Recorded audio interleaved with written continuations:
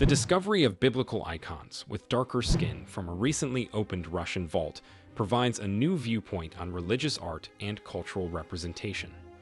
In contrast to traditional European portrayals, these symbols reveal the diverse and inclusive nature of biblical narratives, reflecting the multicultural atmosphere of the ancient Near East.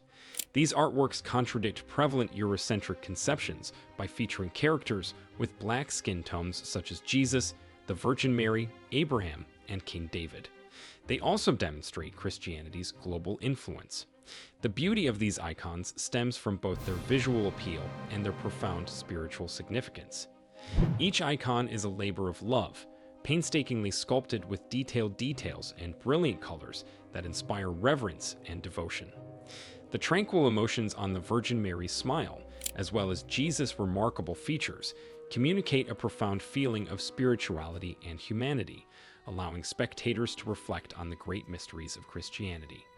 By accepting and honoring diversity within biblical imagery, these Russian icons provide a strong testament to Christianity's worldwide message of love, compassion, and redemption. These symbols depict the historical and geographical environments in which these characters would have lived, portraying the subtleties of their particular areas and cultures. By presenting biblical figures in dark skin tones, these icons provide a more authentic and inclusive picture of the different peoples who lived in the ancient Near East, challenging traditional Eurocentric interpretations of biblical imagery. Recognizing the importance of sharing narratives that enhance the Black community's experiences, these icons serve as strong symbols of representation and affirmation. Individuals can help to create a more equal and understanding society by connecting with these pieces of art and supporting efforts that promote diversity and inclusivity. Every act of interaction, whether sharing these photographs with loved ones or subscribing to sites that promote different viewpoints, contributes to raising awareness and sparking meaningful debate about issues of race, identity, and representation. The reference to Mark chapter 4 verse 22 of the Bible, which discusses the revelation of hidden truths, emphasizes the transforming power of discovering and sharing underrepresented or overlooked narratives. Individuals who embrace a more inclusive interpretation of biblical figures and storylines can contribute to the ongoing process of unearthing hidden truths and creating more empathy, understanding, and solidarity among communities. For ages, the most frequent image of Jesus Christ has been that of a bearded, fair-skinned man with long wavy hair in colors of light brown or blonde and blue eyes. However, the Bible provides no physical description of Jesus, and the available evidence implies that he most likely looked substantially different from how he has been depicted for so long. The Bible says relatively little about Christ's physical appearance. The first 4 books of the New Testament, the Gospels of Matthew, Mark, Luke, and John, provide the majority of what we know about Jesus. According to the Gospels, Jesus was a Jewish man born in Bethlehem and raised in Nazareth, a town in Galilee, which was once part of Palestine, but is now northern Israel. In the 1st century, Jesus began his career at the age of 30, according to Luke 3:23. However, the Bible does not describe Jesus' appearance beyond the fact that he did not stand out in any specific way. The actual Jesus most likely had brown eyes and skin like other 1st century Jews from Galilee, a region in biblical Israel. Despite extensive research, no one knows exactly what Jesus looked like. There are no known images of Jesus from his lifetime, and while the Old Testament kings Saul and David are explicitly described as tall and handsome in the Bible, there is no clear indication of Jesus' appearance in either the Old or New Testaments. Furthermore, when Jesus was arrested in the Garden of Gethsemane before the crucifixion, Judas Iscariot had to identify Jesus to his soldiers among the disciples because they all appeared similar to each other. The text in question ponders on the possibility of certain truths being deliberately hidden from the public eye by way of expunging them from the Bible. It further raises the question of whether the Bible writers fail to discuss these things or not. The portrayal of Jesus as a white European man has also come under scrutiny in recent times, with society's introspection on the legacy of racism. Despite careful investigation, nobody knows exactly what Jesus looked like. There are no known photos of Jesus during his lifetime, and while the Old Testament kings Saul and David are clearly characterized as tall and handsome in the Bible, neither the Old nor New Testaments provide a clear picture of Jesus' looks. Furthermore, when Jesus was captured in the Garden of Gethsemane prior to his death, Judas Iscariot had to distinguish Jesus from his troops among the disciples since they all looked similar. One of the primary elements contributing to this heightened scrutiny is news of certain Russian revelations. In recent years, there has been an increasing discussion about Russian President Vladimir Putin's growing reliance on the Church. Putin ordered that the Trinity, one of Russia's holiest icons, be relocated from Moscow's Tretyakov Gallery to the Russian Orthodox Church for a year. This move has elicited diverse emotions and stirred debate over the country's intertwined religion and politics. Interestingly, the emblem shows the Oak of Mamre, which is claimed to be the site where the three angels visited Abraham in the book of Genesis. However, what distinguishes this emblem from others is that it is black. In fact, all of the icons on show are black and date from the 14th century. These rare and challenging masterpieces were assembled from private collections across Russia, the most of which were lost during the Soviet era. Those who have seen these black icons describe the show as amazing, gorgeous, and sensory in nature. It stands brightly from the dreary environment outside and is a visual treat. During the Soviet era, government operatives intentionally destroyed or sold a number of Russian icons to foreign buyers. Some were hidden to prevent destruction, while others were smuggled out of the country. Since the fall of the communist system, various icon painting studios have reopened and are now producing works in a variety of styles for both domestic and foreign audiences. Many previously concealed icons have been uncovered and recovered from their hiding locations, while others have been returned from abroad. An exhibition of 40 Russian icons is currently on place in the Castel San Angelo in Rome. These holy artworks have left Russia for the first time and are now on show to the public. They were initially hidden following the 1917 October Revolution to avoid destruction by anti-religious elements. This exhibition is the first time such a significant number of Russian icons have been shown in Italy. The following text offers information on a unique collection of icons that have never been moved before and are now available for the first time in a catalog. Icons are typically painted on wood and intended to depict saints or religious objects. In Orthodox tradition, they are regarded as gospels, divine inspirations channeled through the artist's hands. The rich symbolism of these icons is mirrored in the definition of the term icon as a depiction or vision from another planet. The wood utilized in these icons conjures the Holy Cross with its gold background, divine light, and the cloth connected to the wood, which represents the clothing that Jesus Christ wore. These icons are extremely important and well known in Russia because they represent Russia in the same way that the pyramids represent Egypt and the temples represent Greece.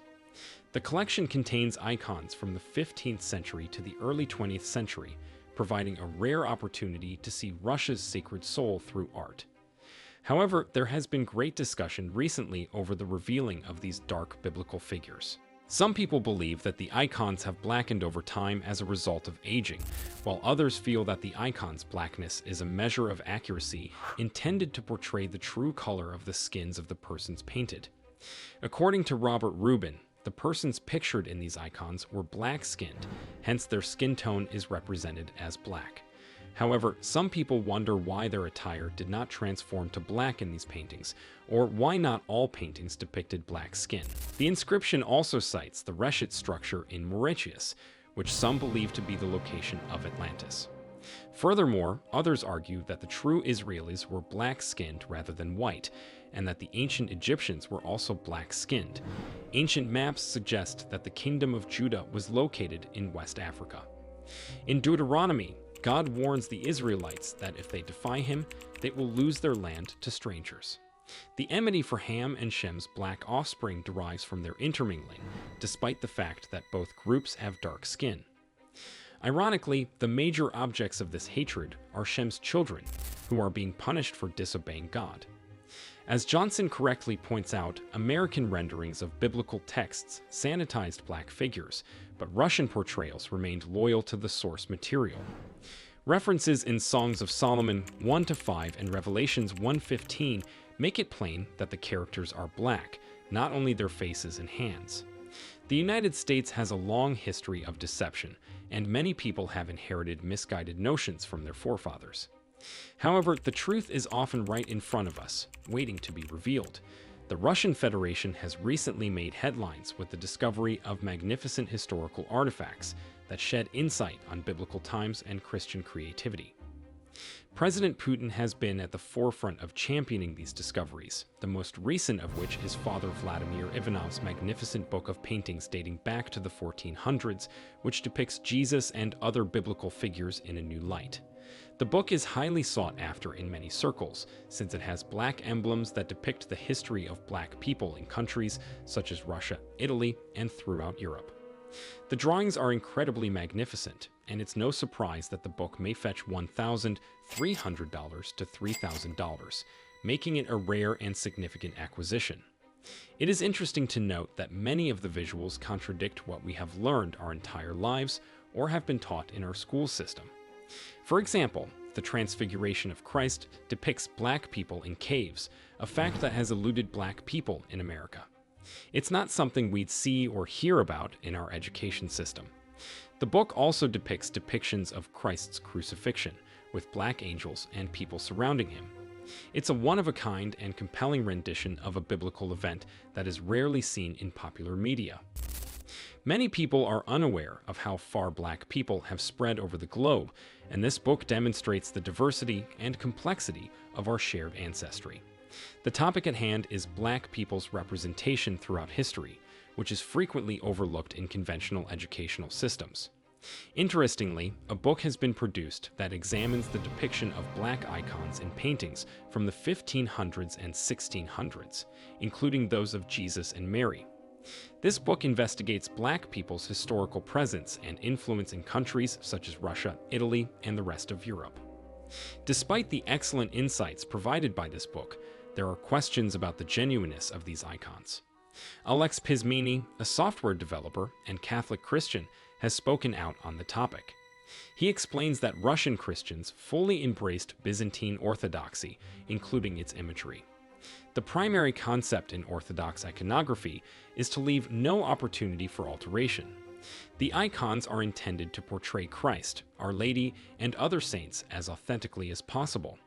This means that the Byzantine style is consistent in terms of styling, attitude, clothes, gestures, and other characteristics. Students of iconography refer to such severe norms as the iconographical canon, despite the fact that only a small portion of them were ever subject to the normal ecclesiastical legislative procedure involving episcopacy and councils. Moving forward, while Russia continues to astound the world in this light, the unquenchable fire of truth burns through the darkness of history.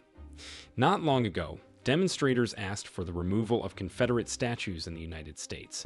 Activist Sean King went even farther, demanding that murals and artwork depicting white Jesus be removed. His reservations about the image of Christ and its relationship with white supremacy are not uncommon. Respected experts, including the Archbishop of Canterbury, have encouraged reconsideration of Jesus' depiction as white. As recently as June 22, 2020, activist Sean King has expressed his support for dismantling statues showing a white Jesus. In a tweet dated June 2022, King stated that historical evidence reveals Jesus was more like the people of the Middle East than the white figure often depicted. He contended that monuments of a white European Jesus reinforce white supremacy, citing scriptural references to Jesus' family finding safety in Egypt rather than Denmark. King's remarks generated debate, attracting censure from some conservatives. Responding to a tweet from Prageru, a conservative organization, he stressed that his attitude was primarily focused on removing monuments depicting Jesus as white. He fought for the removal of stained glass windows and other images representing a white Jesus and his followers, characterizing them as racist propaganda and supporting white supremacy. King tweeted this photograph of a darker-skinned Jesus from a 2002 Popular Mechanics article, implying that it could be more realistic.